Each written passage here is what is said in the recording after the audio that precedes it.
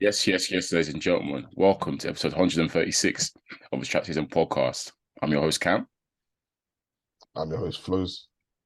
And as always, guys, you know the drill by now. Please head over to SZN Pod or SZN Podcast. Those are our Twitter and our Instagram handles.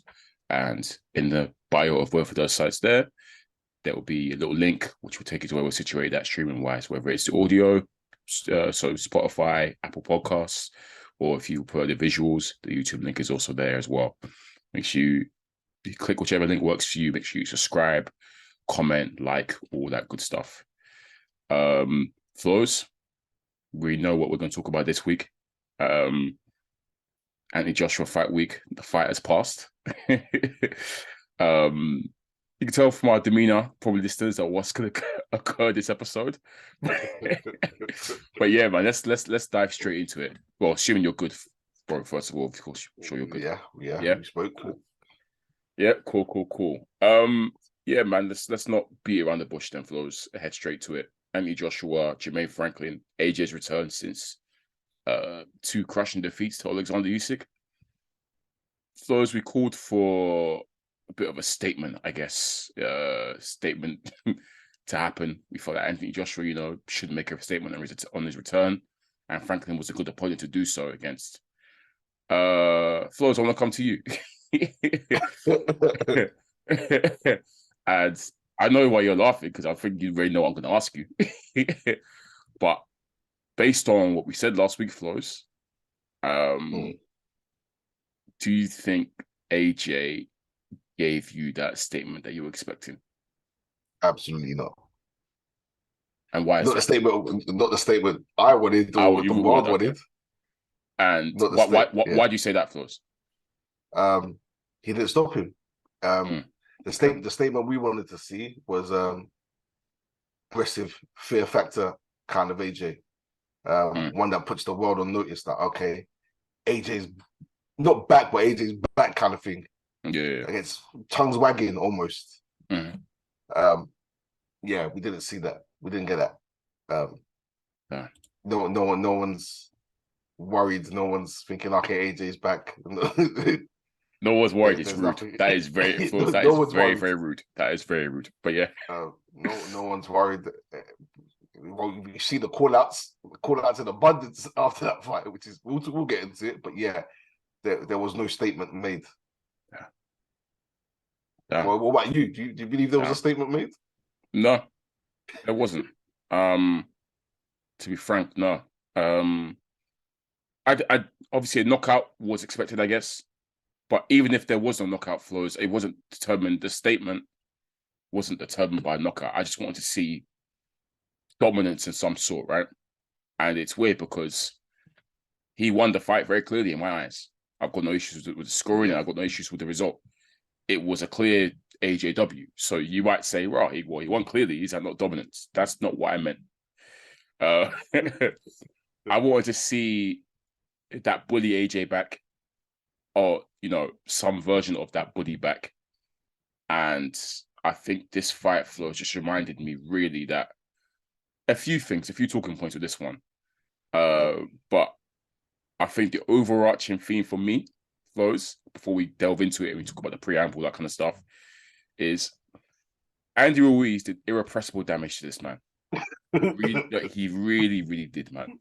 Irrepressible damage. But I'll explain what I mean by that, listeners, when we sort of break down the fight.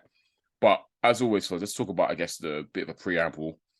I think key talking points before that was obviously one, we know AJ's coming with Derek James, new trainer, but then also when it comes to the weigh-in, AJ's coming out at a career heaviest, about 18 stone.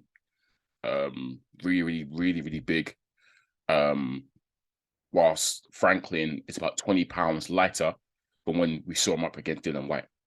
And already I think that sort of set the tone in terms of what we were expecting, Flowz, between the two fighters. To me, that spoke that obviously AJ, is really trying to stand on the fact that he's looking to stop this guy and, use his size and weight advantage to really bully him and get him out there if he could. Whilst Franklin is going to focus on being speedy, elusive, maybe trying to tire AJ out and take him into the deep waters.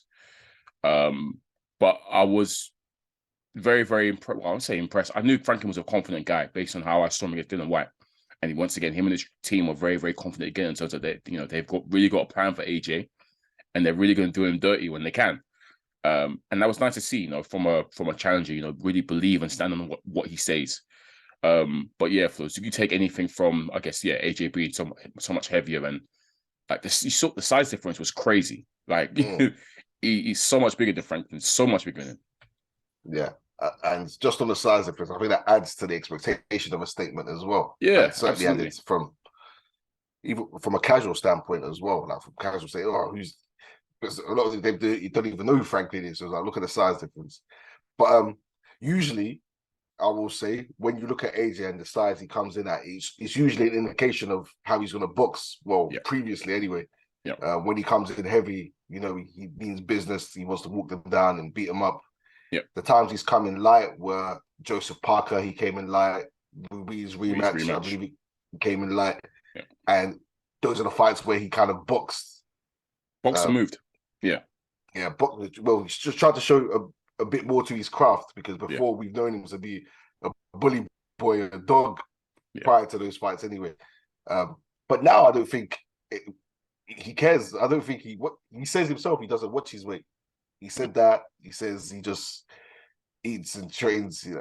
So, yeah, I don't know, because he came in heavier and we saw the style he took. So I don't think it matters regarding his weight anymore.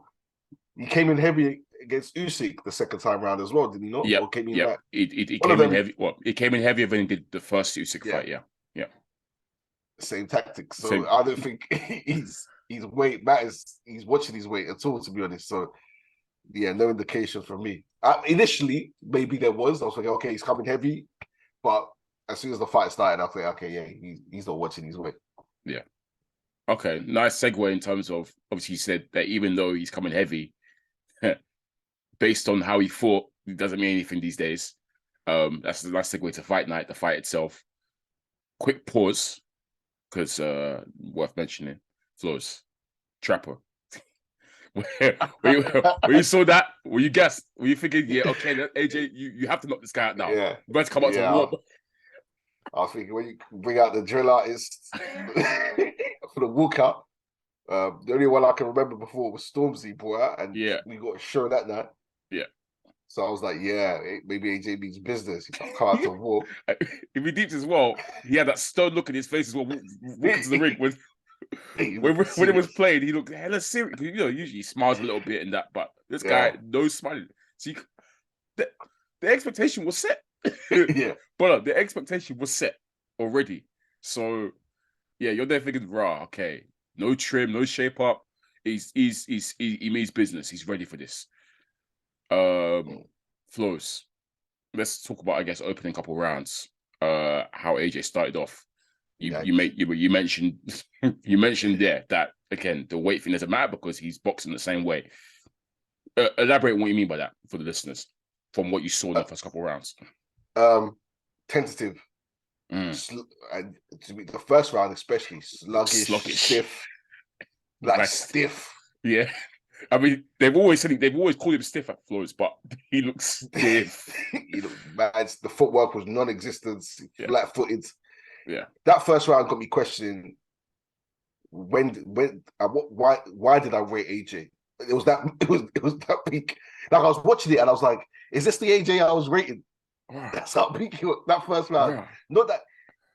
Did I give him the first round? I can't remember. Anyway, I think I gave him the first round, to be honest. Yeah, but he was stiff, and I was like, what? I was looking at it, I was like, this guy said he will beat this person. But he kind of shook that stiffness off after the first round. Not that he shook it off completely, but that first round, he didn't look good to me. He looks mad stiff, mad tentative, slow, lethargic, stuck in the mud, as Conor McGregor would say. Yeah.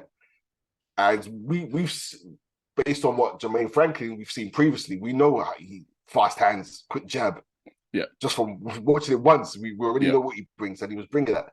But that first round from AJ just stiff is what it did fill you with the confidence that this guy might, okay, I know what you mean. Yeah. I just thought sluggish was the term I used when I was watching it. I thought this guy looks hella sluggish. Cool, maybe your first fight in a while since the loss, new trainer. You might shake off a little bit of rust in that first round. But yeah, it wasn't the best comeback first round for me from him. Yeah, it just seemed back to, that old pattern that we don't want to see in terms of him not really knowing what to do, trying to fight trying to box or whatever, fight with jab, but something just wasn't fluid with it. And you say we're a bit robotic with it. It just didn't look good to me. And yeah, Franklin, we know what he's going to come with. That sort of busy, quick hands, combination punching, etc.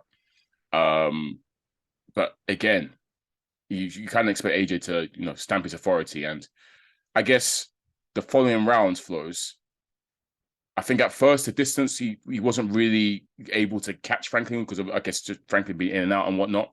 But he did wake up, the subsequent rounds after the first, where he was able to, get his distance right and catch Franklin with the shots. From the off, I guess, I think for me, what I'm watching AJ, and this is now when I bring up the point of Andy Ruiz doing irrepressible damage to this man. I say that because of the fact that AJ, to me anyways, from what I can see, he's terrified of firefights. Terrified of them. And I say this when the fighters are in the pocket and they're both trading shots. AJ, it's in that situation, it's fight or flight, right, Flowz? Yeah. But for AJ, it's fight. It's flight. He doesn't like it at all. Right. And it's the Ruiz PTSD. I'm telling you, it is that PTSD, because the AJ of old would be in those firefights and will take control of it and enforce his will and dominate. But because of what happened with Ruiz and the fact that he tried to do that and he got caught and he never recovered from that, especially as it's a fighter who has similar attributes to Ruiz. If you compare Franklin and Ruiz, similar dimensions, both got very quick hands. Difference is Ruiz has a lot of pop to his punches, whereas Franklin doesn't really have the pop. But similar in that regard. So I know when he was in those little exchanges with Franklin, those little 1-2 exchanges, etc., and he's there getting caught, he's there thinking Ruiz flashing up in his head and whatnot. Even though this guy can't really hurt him like that. Franklin, cool, he bust his nose, but he wasn't in the first round, bust his nosebleed, whatever. But I can't say he was truly hurting AJ. He was catching him, but I don't think they were hurting. I don't think they were truly. Well, whilst Ruiz actually hurt my man, Ruiz got heavy hands, so difference there. But I think just from him getting caught in these exchanges, he didn't like it at all, man. And man, Flowz, I'm going to be so real here, yeah, because for years, obviously, since that Ruiz lost, we've looked back up before. There's been a change in style in AJ, and he's a bit more calculated now. He tries to avoid getting into these firefights, etc., because of what happened. Maybe he doesn't trust his chin, or it's still that Ruiz PTSD.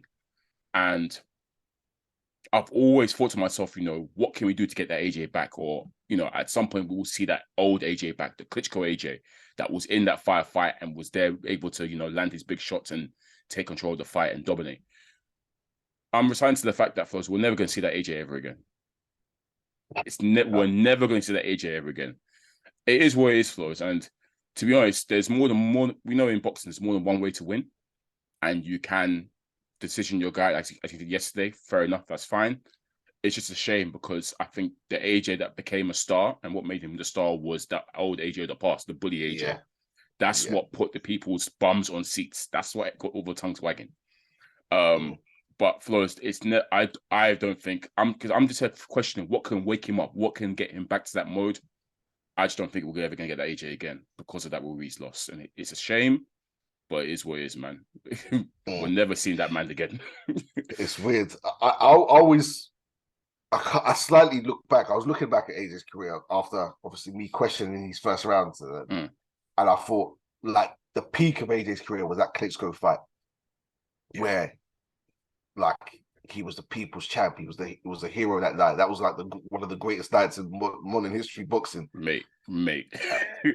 And up until that point, he'd been stopping people, bully boy, and he brought the bully boy to Klitschko, but he got put down. He got put down, and he had to get second wins. Yeah, and then I think after that fight, I can't remember. Anyway, the Parker fight was after that fight. I don't think it was immediately. Maybe a few more because I think he had to defend that belt. And that's where we first saw the first iteration of AJ trying to box me Parker. And it made sense. Okay, maybe he's learning from his mistakes and being put down.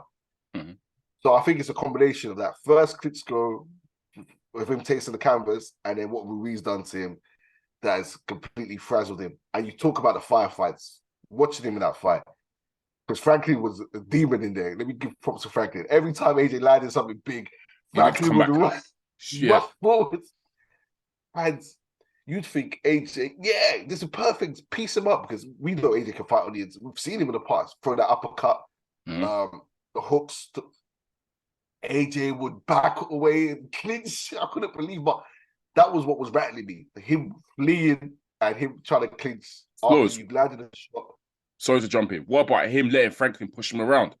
Sorry, because it's making me angry. Because look at the size of you. Look at the size of him. Why are you letting this 6'1", you're bigger than this guy by how many stone? Franklin was fully pushing up against the ropes. Are you mad? Anyway, sorry. And we've talked about the dark arts and what Fury would have been doing in those situations. Yep.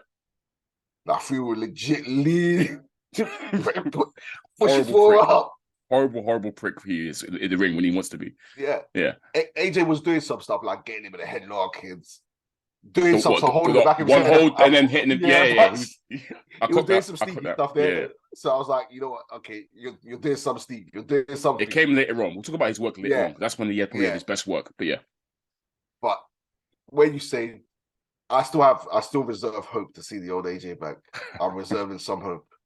Yeah. And I think he was nervous that fight. I think the pressure was high because it's a Franklin. It's not somebody knows. And we'll talk about it. But I think his next fight, depending on the opponent, we might see a bit more of a dog in AJ because there might be a bit more needle there. A bit more beef. But yeah, enough. Okay, yeah. Just the firefight thing was so apparent to be Flowz. He backs away from it now in terms of goes for it. Again, it's not me being harsh because you understand your weaknesses, right? And I guess the smaller fighters with quicker hands have always been an issue for him. Always. So I understand that, cool, you might be a little bit tentative sometimes when you're faced with that situation. But for me, it's a Franklin who doesn't carry so much pop Flowz. Whereas Ruiz, I think you have every right to be tentative in that situation because Ruiz hits hard. But someone like Franklin, he's not known for his power like that. So I feel like you can take a risk in that situation and go for it in the firefights with him. Now, later on in the subsequent rounds, obviously, Flowz, AJ did kind of warm up, and Franklin, I think a big issue for Franklin was that he got tired. He really did. I mean, both guys got tired, but Franklin got really tired. Like, I was actually surprised at how much more tired he was than AJ. And his tank sort of went, maybe because he expended so much energy in the first couple of rounds. And that's when AJ was really then getting his way with him in terms of piecing him up, catching him with big shots. And you want to credit Franklin's chin. Bro's got a chin. As we saw against White, he's got a serious chin because AJ will hit him with some big bangs. And every time, Franklin's reaction was to come back with a combination of his own. You know, it's AJ loved the 1-2. He was trying to do up the Wilder 1-2 this fight. And it's like, that's not really your game. I can't lie, but fair enough. To be fair, I thought it was effective. You know what? Let's give it was effective. Maybe actually give it was effective, you know? Yeah. But because when he was doing it early on, I thought, once he lets go of that right hand, Franklin might touch that canvas because we know AJ to have power. But maybe this is credit to Franklin's chin again, but I expected it to do more damage. To wobble him at least. Yeah. I love the 1-2. I'm a big fan of the 1-2. A good jab followed with a right hand. It's a lovely, simple.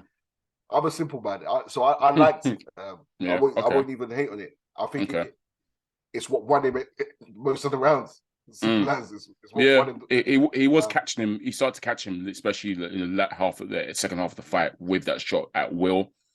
And other good things that he did was obviously, yeah, as you mentioned, the fight. A lot of holding went down in this fight. Both in it wasn't just AJ initiating. Franklin was also initiating the holding as well. From the eighth round, yeah. What you saying? It was all from the eighth round. Franklin was the one. Yeah, Franklin was knackered.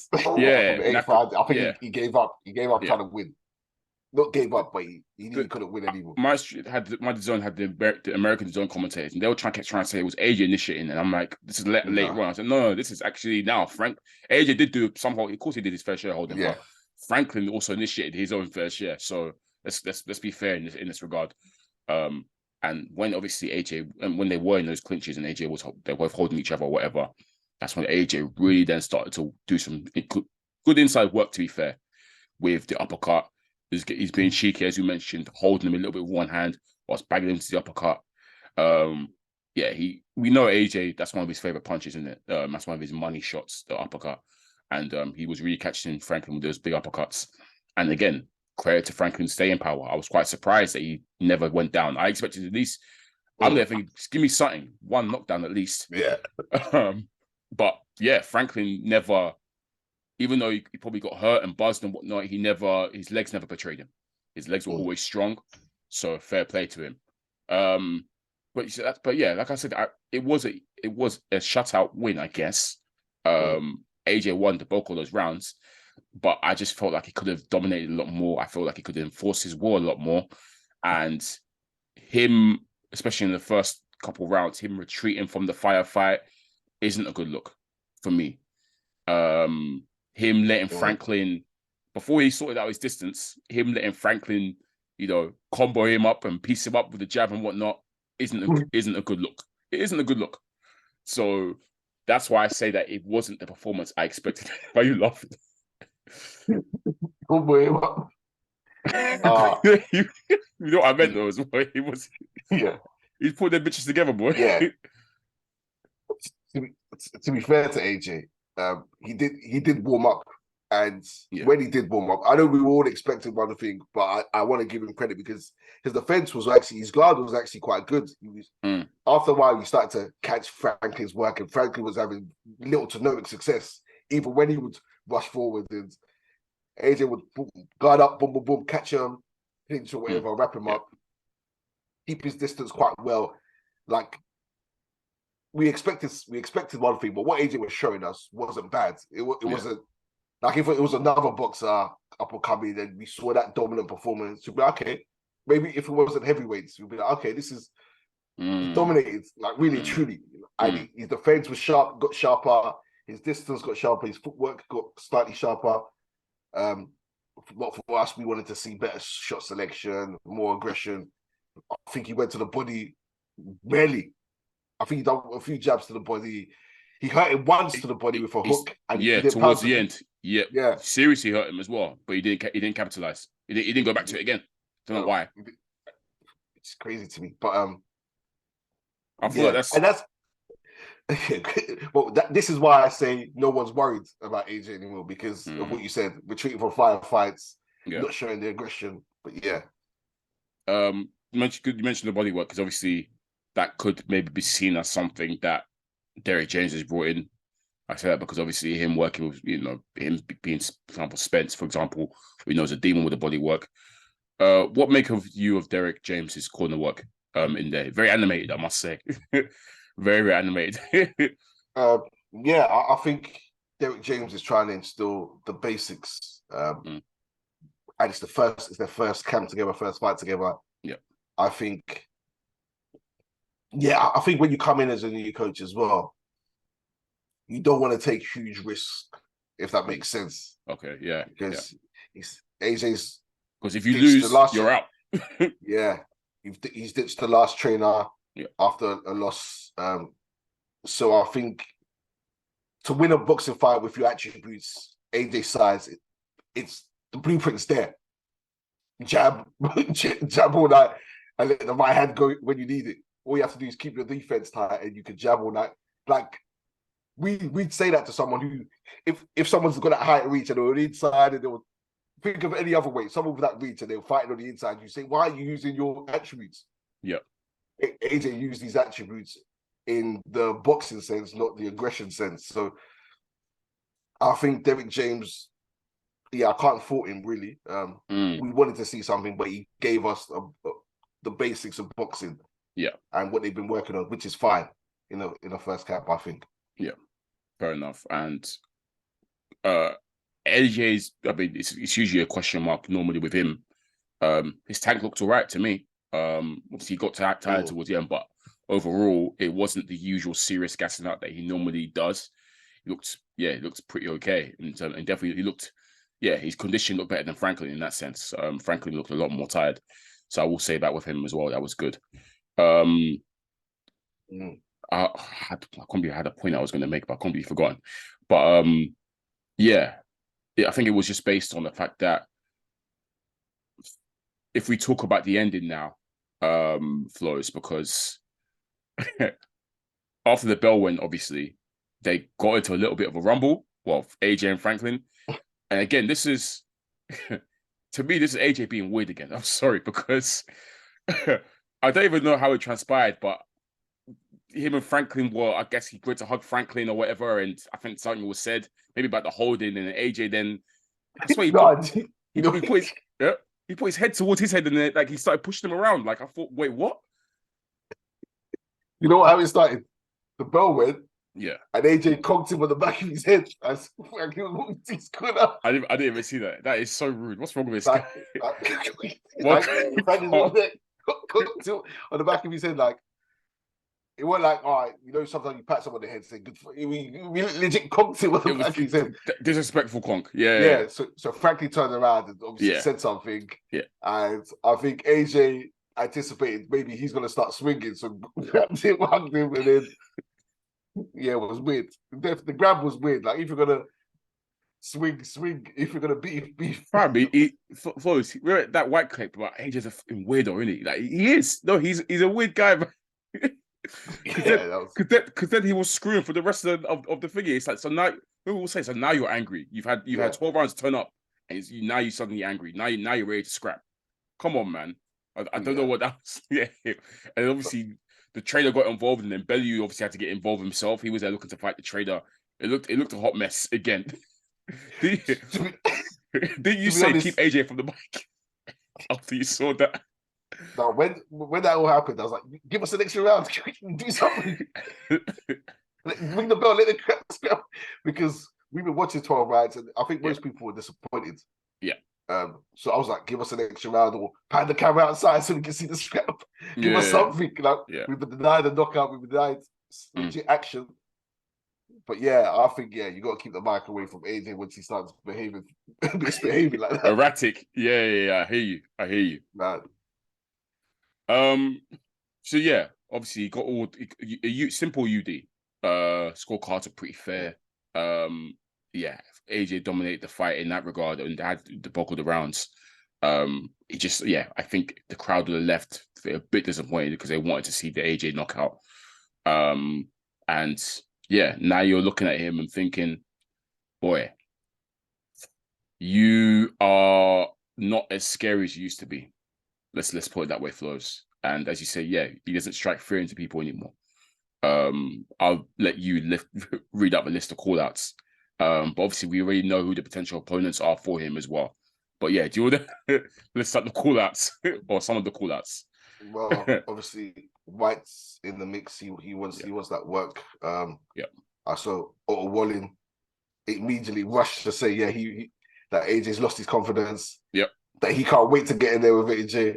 Yep. Jerome Miller. Jerome Miller, was saying, I don't know why he was talking. He was woofing, saying, AJ was terrible. He wants a piece of AJ.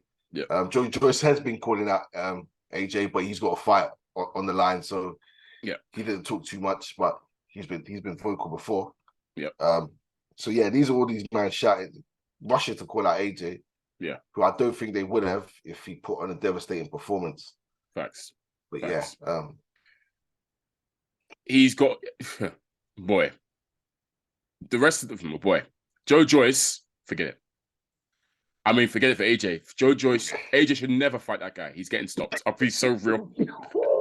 Flowz, Joe Joyce is giving AJ a hell on earth. Hell Yikes. on earth. Flowz, I'm being so serious. I don't think he wants any of those problems. Oh, man. Yeah. You definitely don't want Fury problems. Yeah. You best stay far away from Fury. Yeah. At this point, Flowz, I don't think he wants Wilder problems either. At this point, I don't think I would ever say that, but I'm saying it now. I don't think he wants Wilder problems. Yeah, I think that they've kind of made it quite obvious that it's three names, as I said last week, Flowz: White, Fury, or Wilder. We already anticipated that Fury and Wilder negotiations will be a pain to make. Most natural, the most realistic at all of those is Dylan White, who was in attendance and was quick to lambast AJ for his performance. I don't know how he's talking, because AJ did a hell of a lot better than what you did against the same guy. Yeah. White's performance against Franklin was scary. I'll repeat again, scary, Flowz. I was rattled. I couldn't believe what I was watching. AJ, cool, he didn't give us the performance that we expected, but he kind of dominated him, if you're keeping a buck. So I don't know how White is there calling and ripping the performance. It was nothing compared to yours. Like, yours was mad. But Flowz, you lost. White, you lost. So I don't know why you're talking. That is so, bro. No discernment, no. Oh no, that's hilarious. That is hilarious. Boxers are very funny people, but it's interesting because you asked me a year this time last year, I would have been sought for a White AJ2 fight, right? Mad excited for it. I'm not right now. I don't want it. I don't really care to see it. Obviously, if it gets made, I'll be there to tune in, and I'll be there. We'll to talk about in this pod. But it's crazy how things can change in a year. A year's gone now, and I have zero excitement for this fight. But I expect it to be pushed now for the summer. So what do you want to see from AJ next then? If it look White? To be honest, at this point now for AJ, because he can go up against Fury, but he's gonna lose badly. He can go up against Wilder. I think that'd be very exciting. Someone's getting knocked out, and I'll probably at this point say probably him that gets knocked out, which is sad to say because for years I was saying that AJ destroys Wilder. I think for me, AJ should just cash out. I don't mean cash out in terms of like one big fight and then retire. Make as many money fights as you can before you call it a day. I think now you're looking at the exit plan. Flowz. So try and fight all these guys and try and get the bag as much as you can. The big money fights, get as many big money fights as you can. That's why I think even the Joyce fight is pointless because I don't necessarily think there's massive money behind that, if you ask me. Whereas a Fury or Wilder, and probably still a White, I guess, does have a lot of money in it. So it probably has to be these three guys.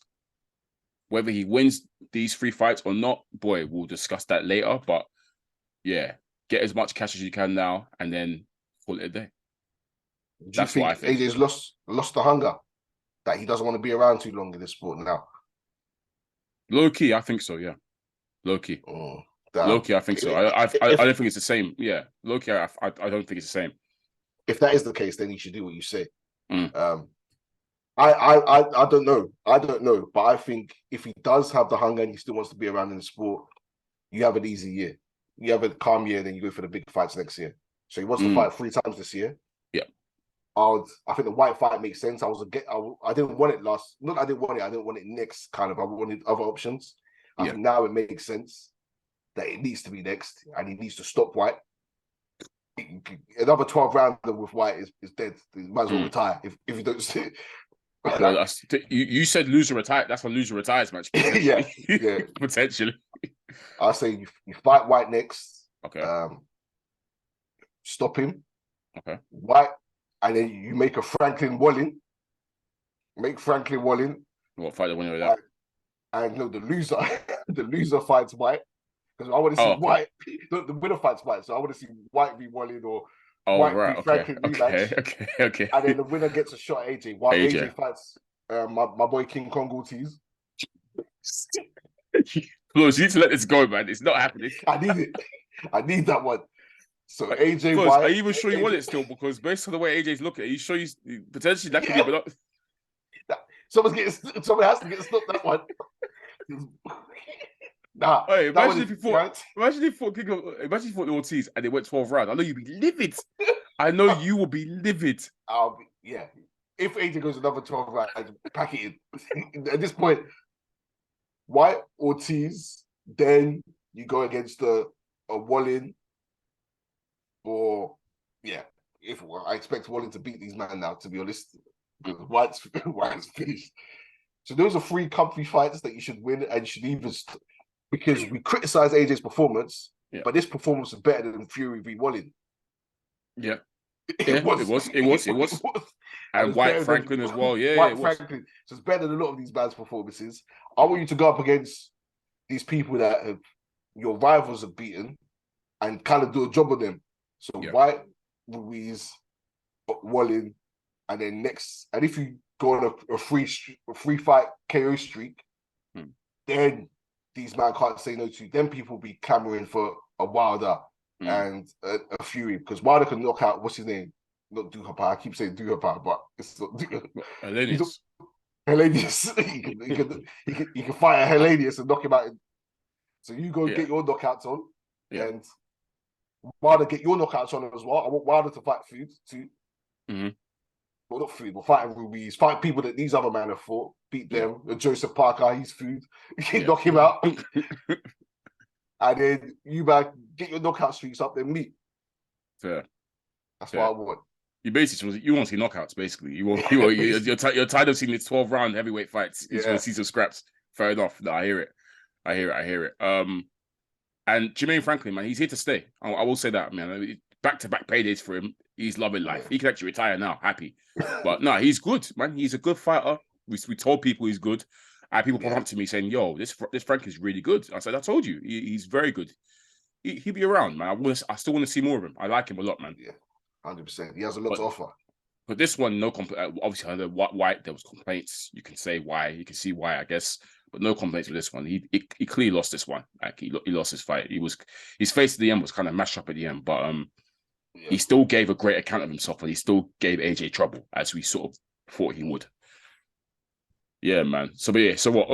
I guess overall for you, Flo, slightly disappointed. Yeah.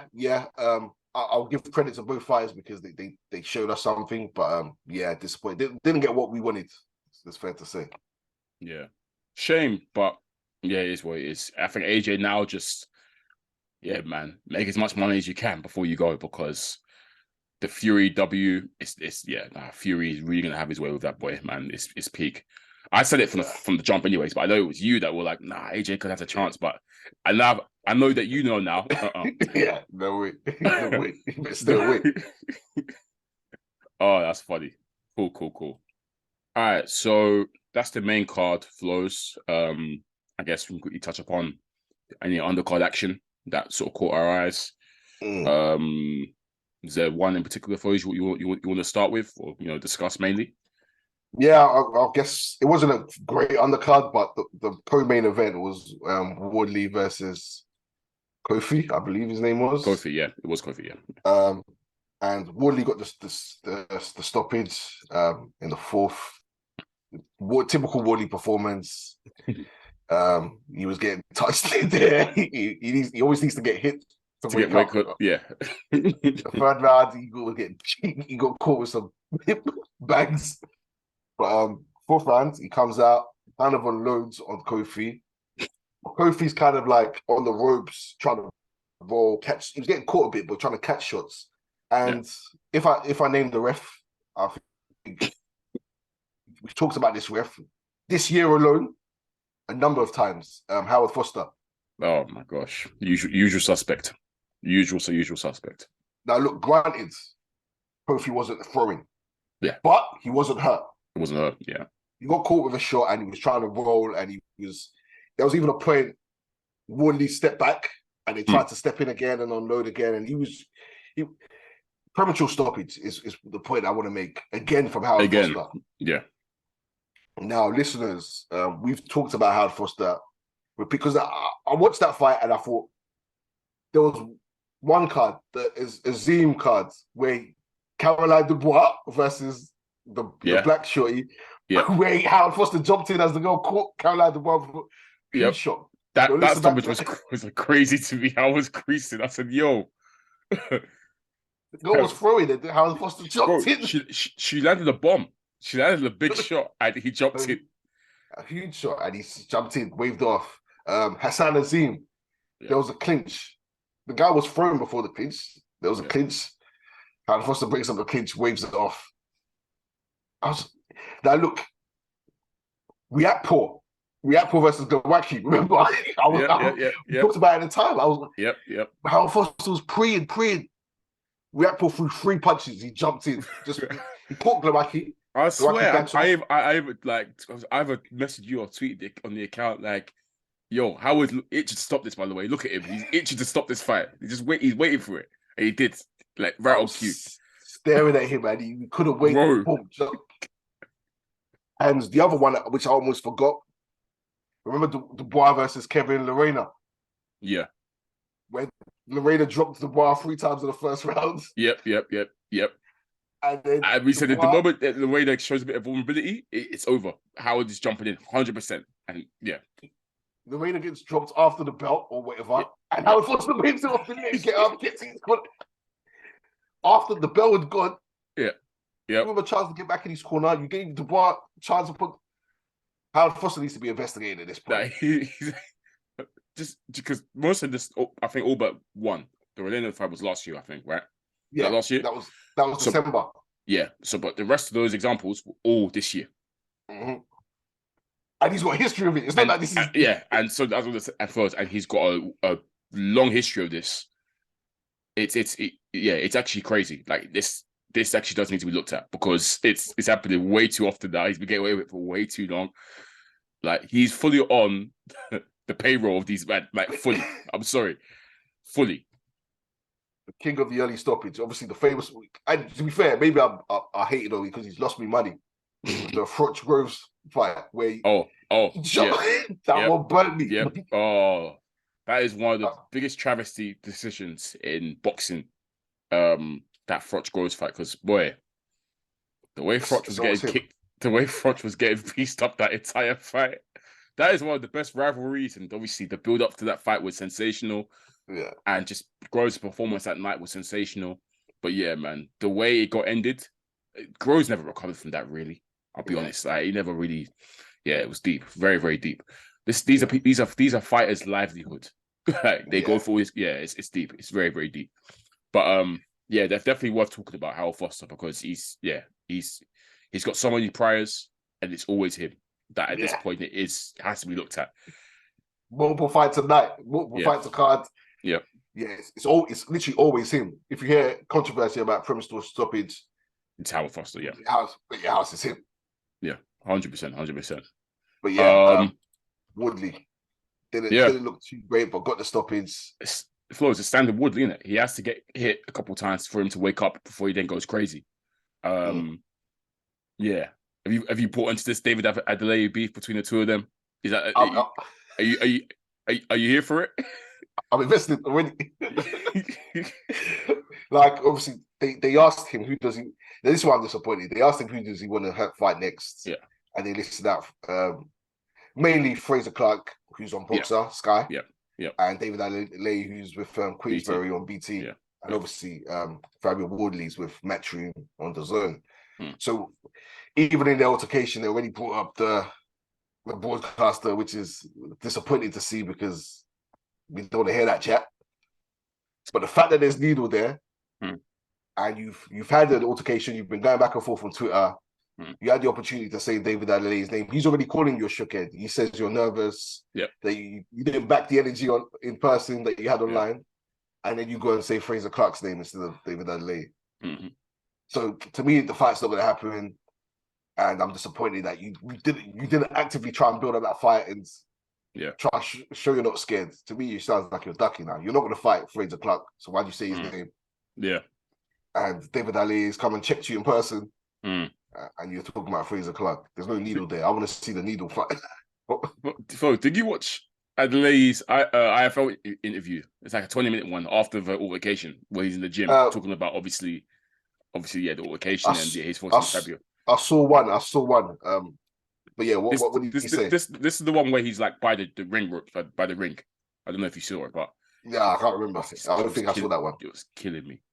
Just killing me. No, because of just him. Just the way his persona of himself is hilarious to me. I'm sorry. I saw it back to like he was the A side and he's the big name. Fam, the way he was talking, it was like, oh, so they already know about me, the streets, man. Like, I was like, knock it off, man. Oh, he said, yeah, you know, obviously the streets know I get busy. You hear me? So, I said, come on, man. The way I beg, go watch it afterwards. It was killing me. I'm dying. You know what it is with David Adelaide? Well, I clocked like, obviously you can pull up, when you're from London. Yeah. You're one of the men them. And yeah. There's not many people you rate from other cities. Like if someone says they're from Oxford, you're not rating them. Bro, the way he's like, where's bro's from? Ipswich, right? Ipswich. Yeah. Like, I don't even know what that is. Like the way he was talking smack. Yeah. He was there saying, you wouldn't have that energy for if like someone else was from London or Birmingham or Manchester or Liverpool. Facts. He's from Ipswich and he's like well spoken and he's like, he thinks he can sun him. Basically, basically said he's soft, and him being from ends or whatever, he's really about it. Whilst my man isn't. I'm just like, come on, bro, come on, man. That's not how it works. Nah, honestly, folks, it was killing me. But yeah, I don't rate both of these, man. I'll be so wrong. That's why it's fantastic. That's a brilliant fact. Hey, like I said, the needle's there, and I'm investing in Wardley based on just him having to get hit to turn up. It's fascinating to me. It really is. I want to see how far he can take that style, because it's happening every fight now where he gets caught with shots and he gets put under pressure and he just wakes up and goes Super Saiyan. So yeah, I'm investing in that sense. Adelaide, from what I've seen of him, I haven't been too massively impressed, but he's young, so I know he's learning. He'll get better. But I don't know why that Sokolowski fight still leaves a bad taste in my mouth. But yeah, man, they're both young up and comers, isn't it? So they can build this fight for a bit longer if they want to, or if they want to get cracking now, happy days. But at the same time, they can still invest in themselves a bit more and have a couple more fights before they get it on. But yeah, if there's something else out there for them, and to be fair, Wardley's a British champion, isn't he? So and Adelaide said he wants to challenge for the British title. So yeah, make it happen, I guess. And as we know, Flowz, these British title fights are usually fireworks, right? So yeah, if that's the case, isn't it? So I want to see. I don't, like I've said before, I don't imagine these men having going all the way to the top in the division, to be honest. Yeah. So might as well get busy now. Clear out who needs to be cleared out and progress if we can. Because we say they're young, but they're not really that young. I think David Adelaide is probably the youngest. So he probably has more time on his hands. But Fraser Clark's 30? No, he's old. 20, yeah. He's in late 20s. Yeah. But yeah, I'm invested. And obviously Eddie Hearn was cooking David Adelaide, but it doesn't look like it's going to be next anyway. No. With the broadcast issues. But at least these men are beefing, which I like to see. Flowz, that's why when that video dropped to the auto kick, or when he obviously pulled up to him, the moment they mentioned, because they did it early on, come. They was one said, Fordy said, you got to come do it on the zone, and they was like, now you got to come to BT. I tuned off from that. I hate hearing that, man. You know, I hate hearing that because it's giving me so many like PTSD flashbacks on like Spence and Crawford, for example. All these other fights that never got made because of he's on this side. I'm on this side of the street. You need to come over here. Like that stuff pisses me off so much. There. What, this side of the street? So one of the worst PTSD. One of the worst boxing terms ever. Other side of the street. And I blame the PBC man for that. They started it. Charlo and them man started it. But yeah, so as soon as they started doing that, I said, no, long dead. I'm not trying to hear this. Now you're not having back and forth. But to be fair, when it comes to the smaller fighters, in terms of like the up and comers, I feel like they make those deals easier in terms of the cross promotional thing, as opposed to when it's the big fighters and the real egos come to play. That's when it gets really difficult and hard to make. But I think when the smaller guys, they usually they're able to do that quite well, I think. So maybe it might go down. Who knows? Watch the space. But yeah, the needle was there. Let's just see how it how it develops from there. Yeah, well, it can be ordered, the British title fights. So yeah, they don't have to take it, obviously, but it looks like you're ducking if you don't. So yeah, facts. Yeah. Yeah, cool. Cool. Yeah, so I guess that's the AJ fight card wrapped up. I guess. Trying to think. Okay, so this upcoming week there are a few fights to just briefly mention. Flowz. One of the fighters is someone that obviously we champion highly on this pod. Always got to mention when Core is fighting. By Core listeners, you know what I mean? Shakur Stevenson. One of our favorite fighters. Shakur stays busy, as he should. He's fighting a Japanese guy called Shichiro Yoshino. Out there in Newark, hometown. I think this is back-to-back fights now in Newark, which is good for him. Really, really sort of building sort of his home buzz, I guess. But yeah, this Japanese fighter, I'm not too familiar with Flowz, but he's undefeated. He's got an undefeated record. Let me see if I can see if there's anyone on his resume that I recognize. Nakatani he beat last outing, I think. Stopped him. Yes. I saw that one. Yes, he did stop Nakatani. Nakatani's been one of the best. Obviously, his only losses are to Tiafimo and Lomachenko, and obviously now this new guy. So yeah, clearly he's decent. He's beat another Japanese guy before that, Ito. I recognize that name. I know he's been around as well. Yeah. Ito. Yeah, he lost to Jamal Herring. I remember him still. So he's obviously quite decent. This Japanese guy. But come on, man, it's Shakur, isn't it? Yeah, it's Shakur. And look, the fact that he's fighting, what's his name, Yoshino. Yeah, Yoshino. Because Shakur's been struggling for matchmaking. He's obviously Loma and Devin Haney are tied up. Yeah. So I believe actually the WBC ordered him. Yeah, he's at Cruz. Yes. He's at Cruz turned it down. And Cruz ducked. Yep. And then Zepeda ducked. Because I believe he was going down the rankings of who he was. Yep. Zepeda, I think, what's his name?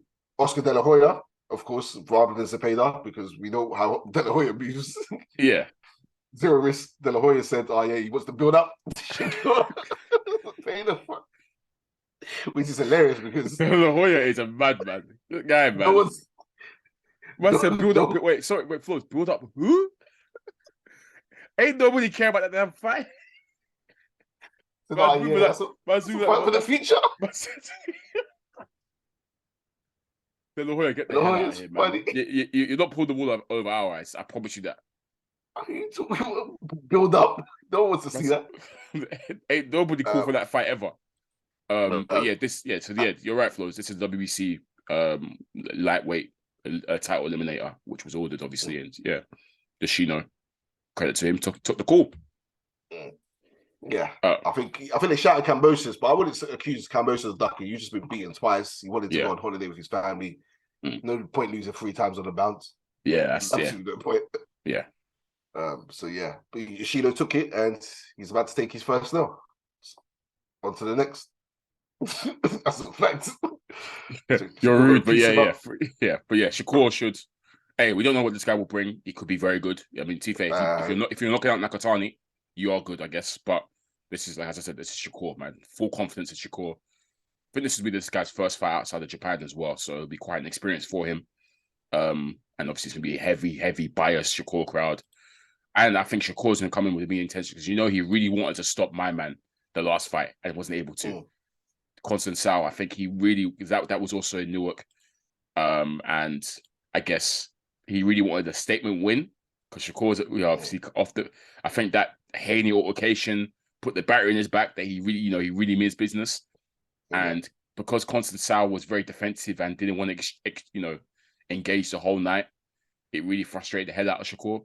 So I think this one now he's going to look to really put on the show in front of his hometown fans and deliver a crushing blow. So, Yoshino, I hope you're ready. Because Shakur, we know we think he's the truth. So yeah, we should expect a nice Shakur W here. And I'm intrigued to know who he calls out next. But yeah, if it's a WBC title eliminator, this should give him that mandatory slot for Haney, assuming Haney comes through Lomachenko, which has a date now actually, which is good to see. Yeah. Is it May? Of May, I believe. Yeah, 20th of May. I want to say. Yeah, lovely, jubbly. MGA. I think it's in Vegas. It's in Vegas. Yeah. I watched the kickoff presser for that. Good presser, respectful. Bill Haney's a G. Bill Haney, big G, big G. Shout out to Bill Haney, man. Big fan of it. But yeah, we look forward to that one as well. One other fight that's worth mentioning, Flowz, Jesse Rodriguez, who was Bam Rodriguez, who's one of our I think we had him up there as one of the potential fight of the year. I can't remember who we gave it to at the end, but he had an amazing last year anyways. He's actually, Flowz, he vacated because he won the title at super flyweight, I believe. Yeah. And then defended twice, but he vacated to move back down to flyweight. I think they did say that, the guys at super flyweight were, he's kind of punching above his weight. These guys are a lot bigger than him, etc., etc. So he's actually gone back down to flyweight now, and he's challenging for one of the vacant titles at flyweight. He's fighting a guy called Christian Gonzalez. Again, not someone I'm familiar with at all. But yeah, it's basically fighting for that vacant, I think, WBO belt at flyweight. Bam is a really good fighter, and the performances against Quadras and Rung Vasai to me were superb. Really, really talented fighter who just exploded last year. Again, it's not something you see often, fighters moving down, but if just his size is an issue, fair enough, it is what it is. He originally not after winning belts as well. Not after winning belts. You see it early in careers, you do, but it's rare to see it. Because I think didn't he take the Quadras fight wasn't he like a last minute sort of, not the last minute, but he wasn't initially meant to be fighting Quadras, and then he kind of got thrusted into that position and he just took it, and obviously he won. And it was then like, okay, cool, well, you've won it now. You weren't expected to win, but you've got it, you might as well defend it. And he defended it twice. It was one of those things where it feels like it was one of the things where he wasn't actually meant to be up at super flyweight, but the opportunity was there and we just took it. But apparently this is what he's most comfortable at, so fair enough. I'm sure he'll go back to super fly at some point, especially as he's won a title there. But yeah, if this is where he's most comfortable at, I guess this is where he's got to be. But yeah, that's definitely worth checking out for. He's a really good fighter. Really enjoyed watching him work last year, and I expect him to have another good 2023. But yeah, that's it for the fights to look out for next week, Flowz. We're just ticking down the days now to there's a couple of big fights coming up. For sure. Big heavyweight scrap that's coming up soon that I'm looking forward to. I think it's gonna be very entertaining. I think that's gonna be a firefight. But yeah, once the time comes, we'll preview that for sure. You got anything else to add, Flowz? Anything that's worth mentioning? Obviously, we mentioned the Haney date's been set. Was there another date that got set or got announced over the weekend? I can't remember now. Oh well, Matchroom were quick to get that Lara Wood rematch over the line. 27th of May, I think it is. They're very quick to announce that. Saw Lara in attendance yesterday. Good fight. Good luck to Lee Wood on that one. We'll preview that when the time comes as well. But I think that's it really, Flowz, for this week. We can leave it there, I guess. Yeah, cool. Well, this has been episode 136 of the SZN Podcast. Once again, I'll be your boy Kam. I'm your boy Flowz. And make sure you keep subscribing, keep following, keep supporting. Peace. You take it a strap. I'm strapped up. What was that about? Let's make the fight happen. We strapped the fuck up.